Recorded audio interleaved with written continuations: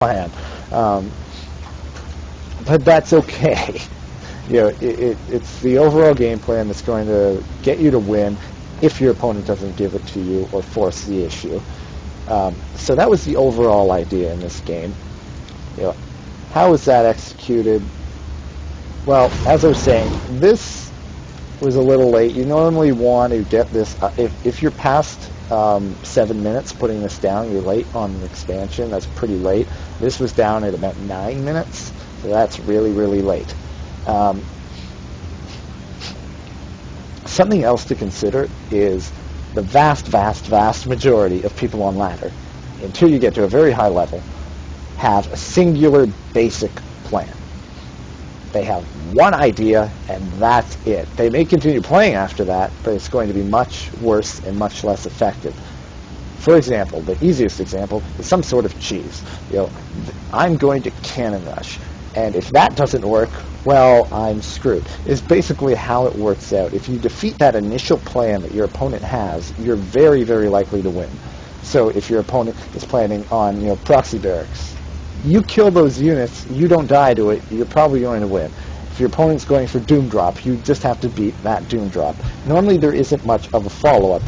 Until you get to a higher level, a much higher level, you really don't have multi-layered plans where I'm going to take a quick expand, going to pressure into a third in order to get the late game tech while dropping, while teching.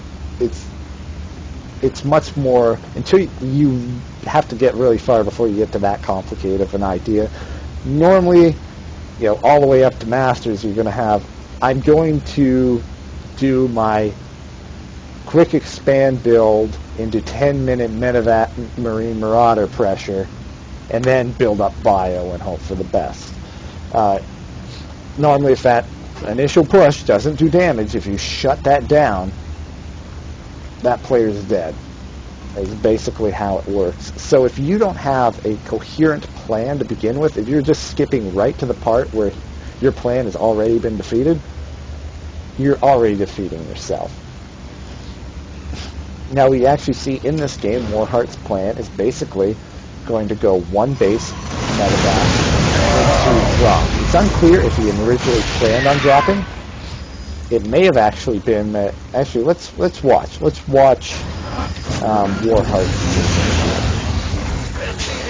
Going to go one base Marine Marauder medevac. Push out. Research. Slow down here. Actually, immediately. Oh, okay. Actually, when did he get vision of that? Sorry here. Actually had that vision for a long time. So, yeah, looks like he was just planning on dropping right into the main. Research. That didn't work out, and there really wasn't much of a follow-up. It's like, I guess I better expand now.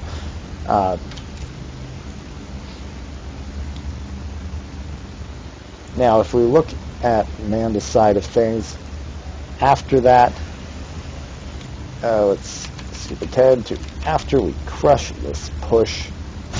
Keep in mind, this Twilight Council is up. We are getting charged. We're also looking at ways we can expand our plan to make it flow better. Notice here we don't yet have any way to go into Archon, so we're delaying that by quite a bit. We're getting ground weapons instead of ground armor. And typically, if you're going a Zealot heavy composition, you get the armor upgrades first. They're much better in PvP. Okay, just to clarify that, because the Zealots tank a lot of damage, and they're going to kill the Marines very quickly anyway, while adding on the extra armor makes it so the Marines have to take a lot more shots to kill those Zealots. So usually the actual armor helps more. Here comes another attack. That did not work out. Notice that this was affected by not following the plan. This was reacting to the earlier mess up of it.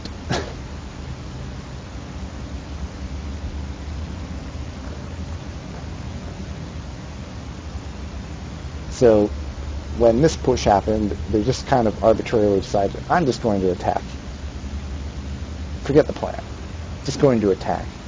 And that put this in a very dangerous situation. The supply went from, let's see, before and after here.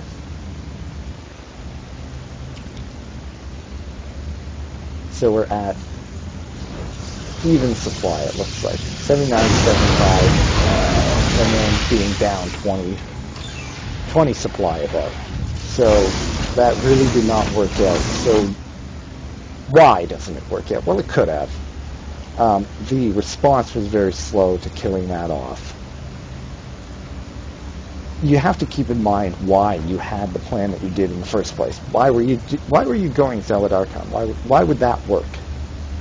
And why would you use that specifically as opposed to the army that you just attacked with? Well, it's because Zealots tank a lot of damage, and charge helps them close the distance in order to deal a lot of damage. Archons do splash damage, so they do good damage to large chunks of units.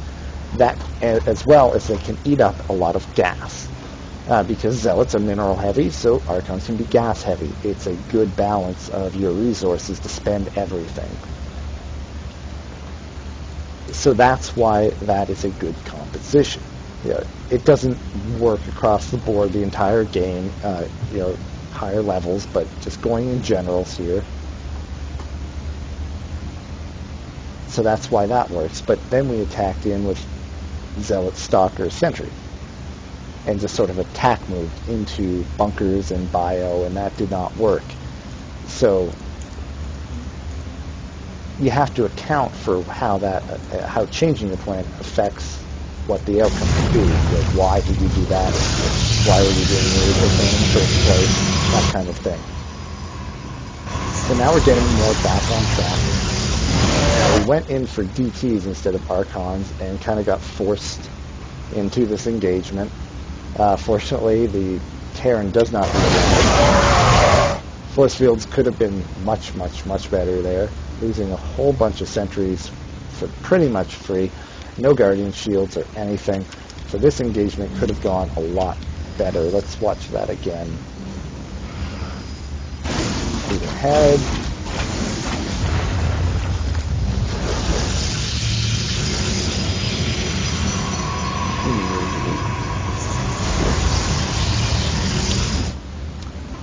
Okay, so we see this big ball of units.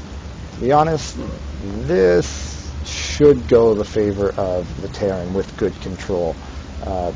But the league that we're in, it probably would go the way of the Protoss. Now, what you want to do here is you want the Zealots to attack, you want the sentries to slice this in half and put up Guardian shields and attack from a distance. So what happens here is we have everything just sort of attack move in. We only got one force field going, so we don't get any more. I'm not sure what that was.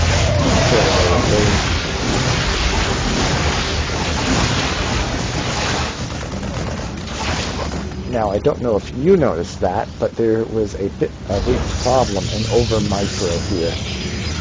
Let's watch this in normal speed. This doesn't have to do with the plan, but I'm just going to focus on it because it is a common thing at low levels to make this mistake. Okay, so we have, notice these are running around. What's happening? Why aren't these attacking? Because there is actually an attack move on to an individual unit. Do not target fire units unless you have a very, very particular and specific reason to do so.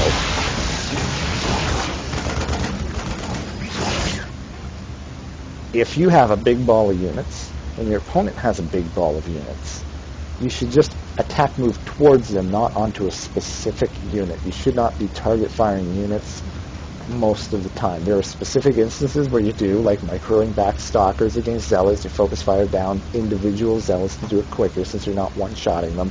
But these are in very small engagements. If you have a big engagement, if you focus fire everything onto one unit, that's all your firepower going in one direction while your opponent spreads out a ton of damage across all your units. and will deal damage much more effectively. So it's too complicated of a micro task to do that at this level. Just attack move towards them, and then do micro, like add force fields after that. Specific little things like that. So that got killed off. So we still haven't really gotten to our side of the plan. I move in here, there's a turret, they're turning around, that's good, got out of there. That's one of the things also, is to clarify the difference between an attack and a pressure. A pressure means you'll push out with units, and you'll be willing to engage if the engagement looks favorable, but you have to be willing to pull back. If you're planning on committing to an attack, you have to be willing to commit outright. Because if you're doing a pressure, your goal is to accomplish something else. For example, you pressure and do an expand. Make them afraid to move out so you can expand safely. That's a simple idea. If you're doing any sort of attack, it doesn't necessarily have to be entirely all in, but your plan is to commit to it. And in that case, the outcome that you want is damage. You're intending on doing damage. That is your result that you want. You aren't trying to get something else to happen. You aren't trying to expand behind an attack. You don't want to expand behind an attack, because if it doesn't do enough damage, you're just dead if you expand during that, as opposed to being able to hold maybe on the bases that you already have. So here you could consider this a pressure. This is not the army that we want to go kill them with, but we're just going to pressure because we killed off so much, see if we can do a little bit of damage, see that we can't, and turn around. That was well executed. That's what we want to see in terms of a pressure. So let's bring this back on track now. So we lost a bunch of units, he lost a bunch of units. What was our plan? Our plan was Zealot Archon. So we have a bunch of these DPs, we can merge those into Archons.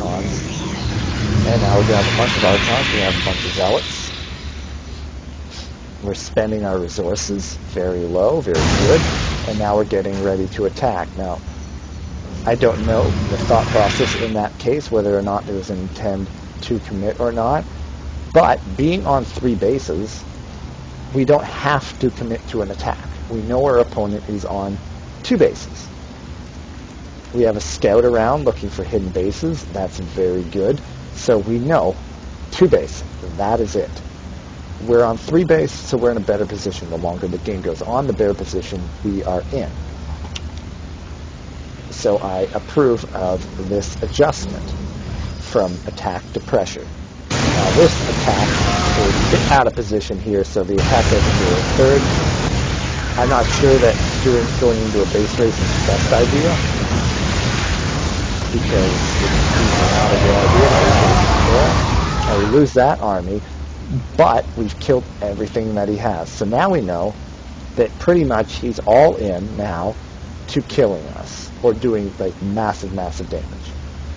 So if we can hold this, pretty much, if we hold this, we win now. So our plan has reached its fruition. Now we have to just see what the situation is to finish the game. We reached our plan, it did its damage. Now we just have to hold, and now we get to watch the best part of this game. So here comes the Terran army moving out. Amana's army right here goes in, and bam! Force fields cutting that army perfectly in half, and then cutting off as it tries to come around again. Just perfectly done right there. You can see better force field than MC himself. Cleaning up that army.